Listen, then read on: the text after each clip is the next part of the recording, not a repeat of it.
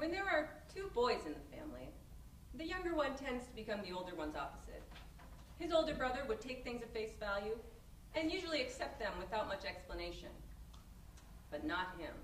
He was voraciously inquisitive, would ask what everything was, what everything meant. He would either tire me out or make me laugh. He asked me once, "Where does a fart come from?" He did.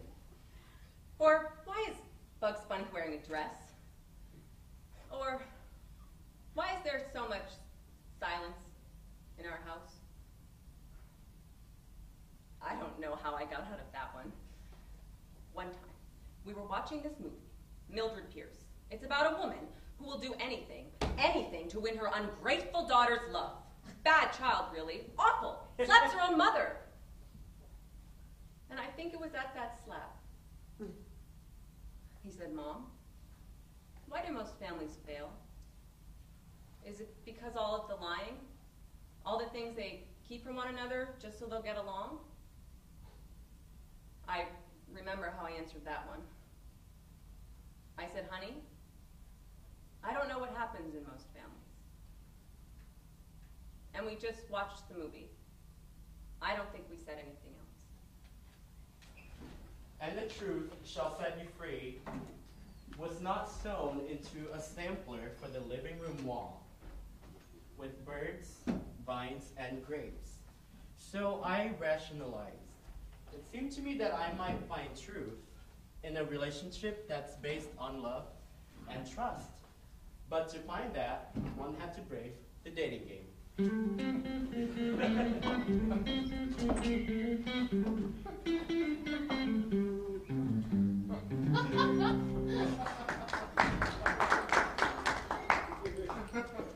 Head rush, give me a minute.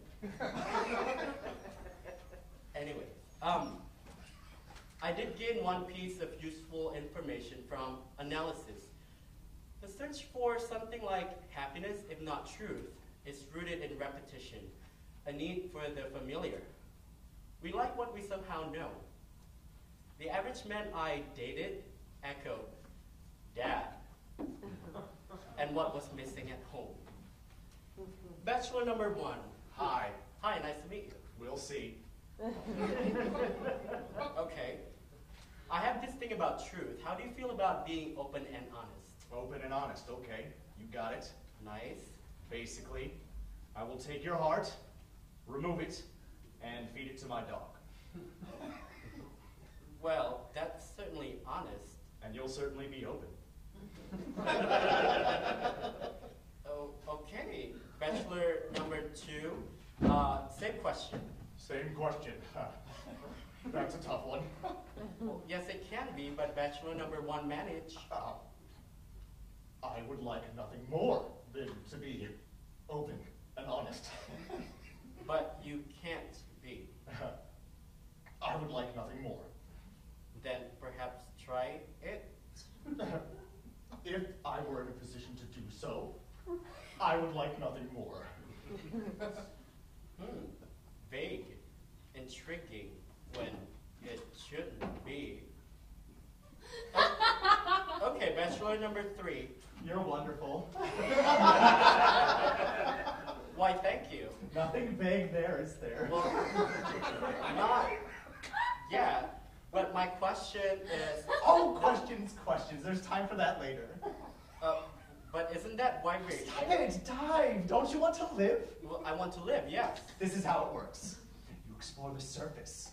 The whole surface, every inch of it, and then once you've poked around enough and neither one of you are bored, you might get lucky and go down under, savvy? You know, without a little groundwork, I end up bitten in the ass. Whoa, there's an image. How'd you get the groundwork? I see, surface. Never mix, never worry. Okay, back to bachelor number 1. I suppose I'm something of a romantic at heart. I thought I covered your heart. So you did. Bachelor number 2. I'm married. I see. You want it honest. Good for you, married number 1. And there's more. I'm very closed off. Search for me if you want. That way madness lies. Okay. Well, I guess that makes you a bachelor number 2, then. You romantics kill me. This is how it works. Everyone comes with baggage. With any luck, you'll have had your fun and become history long before anything human figures in.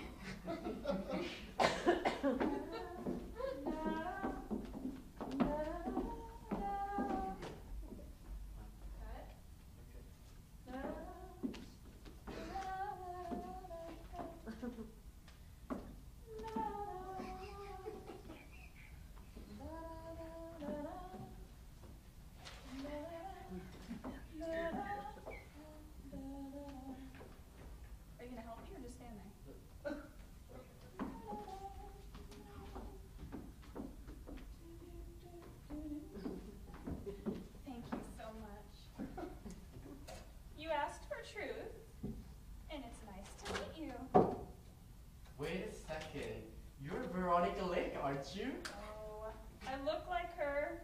I'm named for her. But I'm more or less your imaginary friend. Not the evil kind that talks through your finger. Red rum. Red rum. You're not nerdy enough to pal around with a 6-foot, 3.5-inch rabbit. That was a puka, I'm sorry.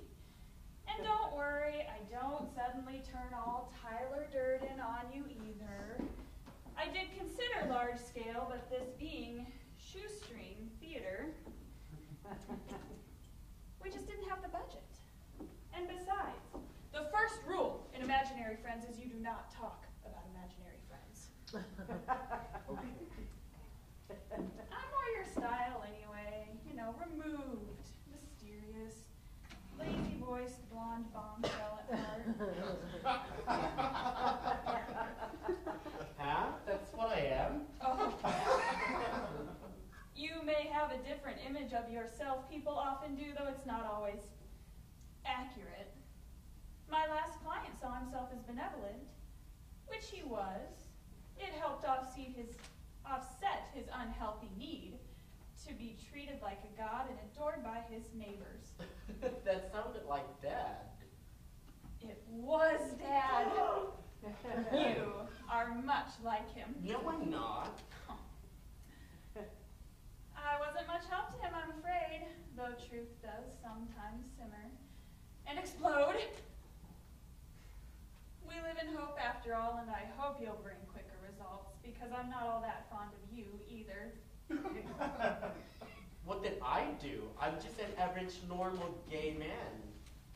That part I like. I'm very popular with the gays. But you lack character. What does that mean? Gay character? What kind? Should I be a cliche? I wouldn't even know how to do that. I'm not effeminate. I have no visual sense. I can't decorate. I'm way out of step with being gay. I know that. I hated Will and Grace. Okay, I said it. Why didn't NBC just revive a minstrel act? It is true. You are more the Frasier type, but no one here is saying... Or should I be one of those uber masculine dudes, the Ayn Rands of the gay world? Because by God, the sports have to be in there to match the muscles on muscles, to relate to the totally self-satisfied. Holy Mother of Mercy, someone is talkative this evening. Or maybe, just maybe, I should act straight in public. The gentleman's gentleman. And privately sip Chardonnay while crying to opera. But I hate opera. Aha, you like Nessun Dorma. I love Nessun Dorma. Who doesn't like Nessun Dorma? Listen to it.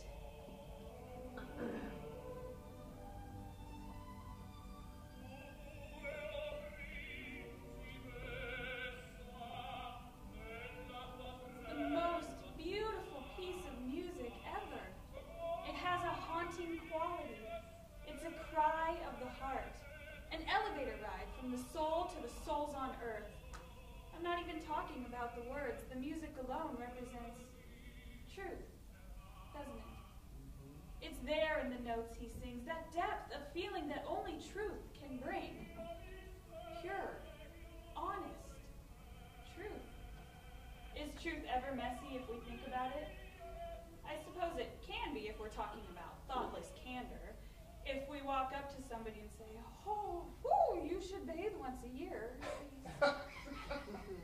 I admit I myself have been tempted along those lines, but it's really just plain cruel. That's not the truth you're even thinking of, is it? No. Or the kind that's all too painfully needed to humanize corrupt corporations. Or the healthcare industry that bleeds us dry. Or our own government, i.e. the deluded, self-hating homo officials in Washington, D.C. who sit high on the hog and don't care if their own kind dies. You're talking about what you can do here and now, aren't you? What you can take into your hands, am I right? Yes, that is what I'm talking about. What I can do something about. You must tread lightly. Be the source of calm that will remove all fear. Be willing to listen and say little. You will personify love and